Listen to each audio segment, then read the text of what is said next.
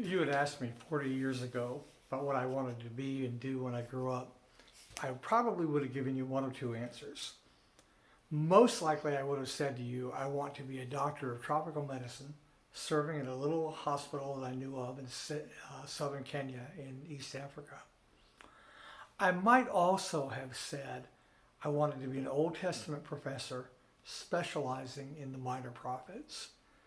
I have been fascinated for a very long time with the parallels, the cultural parallels, the spiritual parallels between the people of the ancient Near East and modern American culture and the spiritual culture of the ancient kingdoms of Israel and Judah and the modern American church. I think that the message of God to those ancient people, including the kingdoms of Israel and Judah, is immensely relevant to our current situation.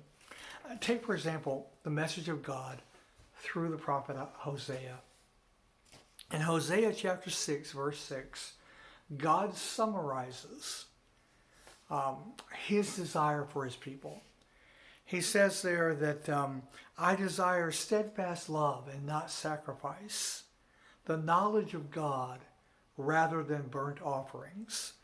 The NIV says it a little differently, renders it like this: I desire mercy, not sacrifice, an acknowledgement of God rather than burnt offerings. God's desire for his people to know him in a specific way is a fairly common and prominent theme in Hosea. At one point God says, my people perish for lack of knowledge. And he goes on, he actually talks about their knowledge, their lack of knowledge, the consequences of that 6 more times in that very short book.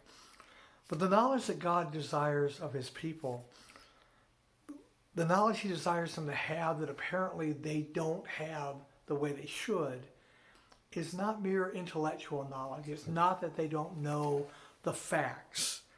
The knowledge that God desires of his people, both then and now, is exemplified by a right relationship with him.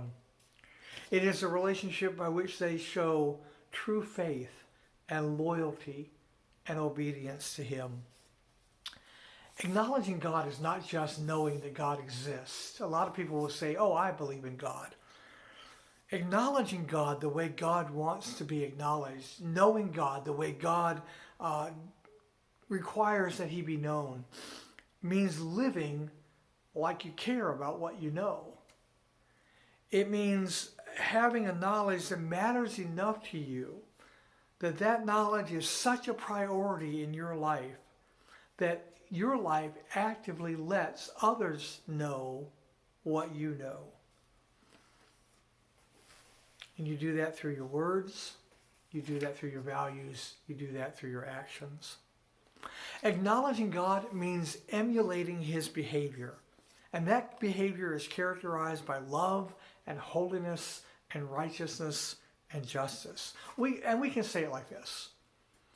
If people know that we are a Christian, but they don't know Christ through us, then God is not being rightly acknowledged in our lives.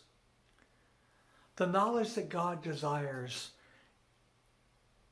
that we acknowledge before the world is experiential. It is practical. It is the knowledge of God that includes voluntary, devoted obedience. It is the knowledge that moves us to ever-increasing faithfulness. It is not a knowledge that is stagnant, but is growing and maturing. Until next time, there's something to think about.